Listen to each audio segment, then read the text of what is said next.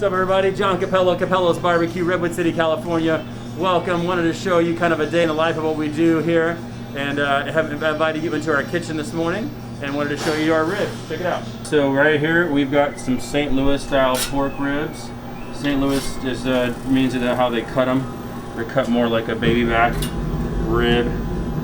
It's a spare rib, so it comes off the sternum, the lower part of the rib, versus the baby back rib, which comes off the higher part of the rib by the spine. So they do is they take this part of the rib here and they trim off the sternum center part here, so you have the center cut St. Louis rib right there. I like them better. They have more fat content going through them than a baby back rib, which kind of is attached to the loin, so it's a little bit, you know, meatier but a leaner meat. All right, here we've got some brisket and some pork that have been wrapped up. The brisket is still ready to be almost done. It's actually got some time here, it looks like. I kind of just feel it and it feels pretty firm. So we're just gonna go ahead and leave that guy on there. What kind of like firmness are you looking for? Like what are you looking for? Looking for the meat to kind of break when you push on it, kind of like that, so it goes in and it's not so bouncy. You know, you don't want it to kind of bounce back. So I need some more time, and we'll check on it in like an hour. Here's all of our wood. So mainly, as you can see, mainly it's large pieces. This is actually local oak. It came from one of my neighbors, like a couple 100-year-old oak tree that had to come down a couple years ago. So it's been brought down, seasoned. This needs to be split. These are all large pieces of oak that go into our J&R smoker, which is an all wood-fired rotisserie smoker that needs a lot of big pieces of wood, uses oak for heat. So we need those big pieces to run that overnight smoker. And then we also have apple wood as well that we use for the ribs and for the chicken that we can season. Kind of more of a sweeter, more color, kind of more amber, reddish color you can get on the meat when you use wood. You use wood for flavoring, just like any seasoning or anything, you know, cooking spice. So get ready for a catering event. So we got our everything has to get pre-packaged these days for catering. So we're doing a kids camp, so everything is guacamole and salsa. They're gonna build some chicken, rice and bean cheese burritos when they get there to Shoreline. So we do what we can. All right, guys, let me show you our walk-in cooler here. So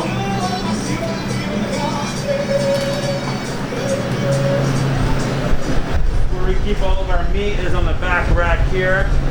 All of our sauces and everything we make, all the kind of raw ingredient, corn muffin, eggs and everything on this side, all the produce and everything on this side. Anything else is cooked is kind of down on the bottom here. Very light, obviously you can see just the time of year and what's going on. But I wanted to show you guys our briskets. So this is from Revere Cattle Company. They are out of Minnesota, and this is an all-natural brisket here. It is a choice grade, but the fat content and the quality we're getting on this is more to the prime level, but it's more in how the animal is raised.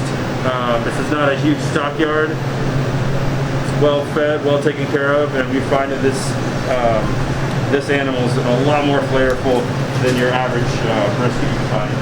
We have a brisket that we just seasoned this morning with our proprietary rub. I can tell you guys it's mainly salt and coarse pepper, and also a secret ingredient, coarse ground coffee that we put in there. Those are kind of the three major ingredients. Gotta keep it clean. This is the way it always is for us anyway, so. Food business, everything's always sanitary, everything's always at temperature. We're all trained, especially my staff. I make it a point to make sure my staff are not only just food handler card certified, that they are food safety manager certified. So we all have somebody come out here. It's every 5 years. I've ever seen someone come out here and teach a class to my whole staff. We all take a test, we all pass, and we all have food safety manager certification. So the breast that we get is organic, 6-ounce portion chicken breast. So it's the way we get it. It's almost like one breast like this, and we fillet it in half, so it opens up to two, like this. And the reason why we do that is we have a thinner piece of chicken, So when it cooks on the grill, it cooks very even. All the way through is almost the same thickness. So you're not waiting for a part of the chicken to cook while the other part is overcooking. So we started doing that ever since the beginning, and we have found that's the best way to make juicy grilled chicken.